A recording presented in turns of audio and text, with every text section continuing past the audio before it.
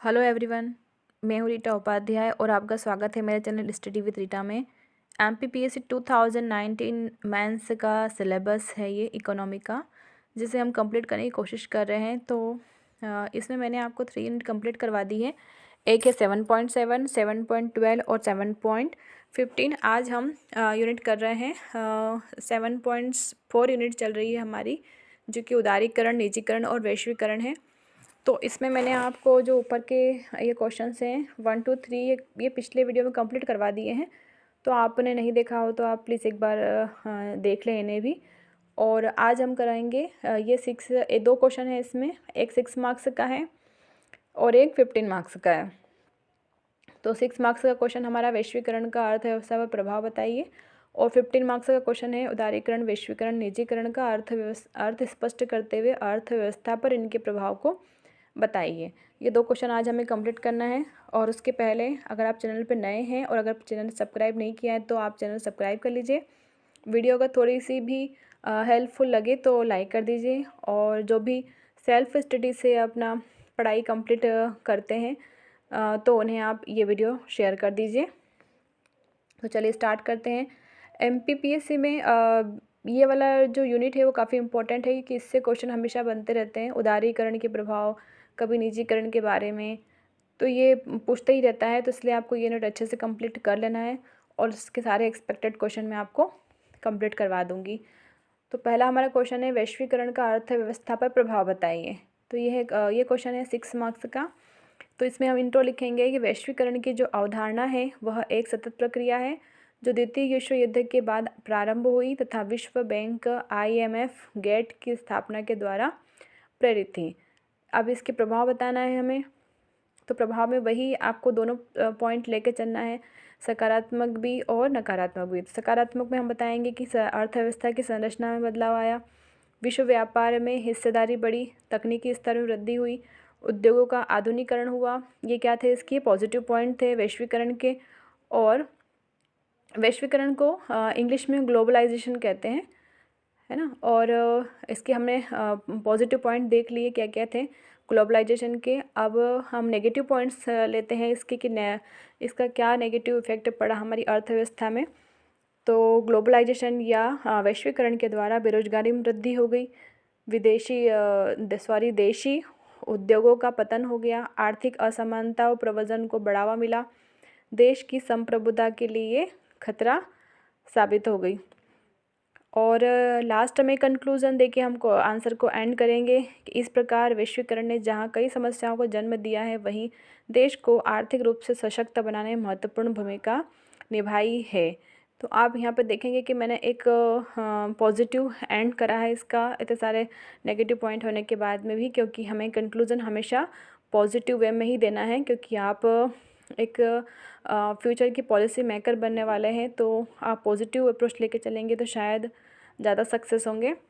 इसीलिए हमें हमेशा पॉजिटिव कंक्लूज़न ही देना है, और एग्ज़ामिनर भी आपसे यही एक्सपेक्ट करता है।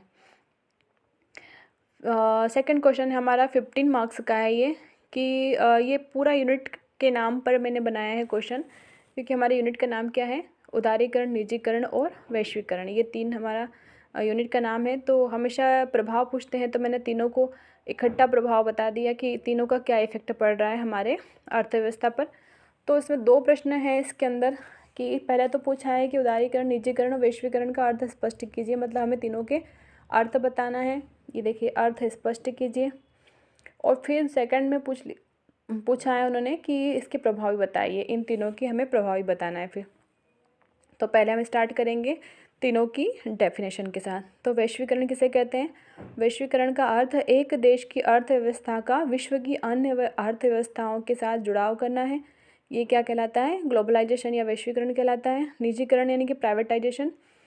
तो प्राइवेटाइजेशन में क्या होता है कि निजीकरण का तात्पर्य अर्थव्यवस्था के विभिन्न क्षेत्रों का स्वामित्व निजी क्षेत्रों को सौंप दिया जाता है, ये कहलाता है प्राइवेटाइजेशन। उदारीकरण यानी कि उदारीकरण में क्या होता है कि उदारीकरण से अर्थव्यवस्था में लगाए गए प्रतिबंधों व नियंत्रणों को कम करने या समाप्त कर दिया जाता है। जो भी अर्थव्यवस्था में जो लिमिटेशन लगाई जाती है, जो भी प्रतिबंध लगाए जाते हैं तो उन्हें क्या कर दिया जाता है, समाप्त कर दिया जाता है। ये कहलाता है उदारीकरण।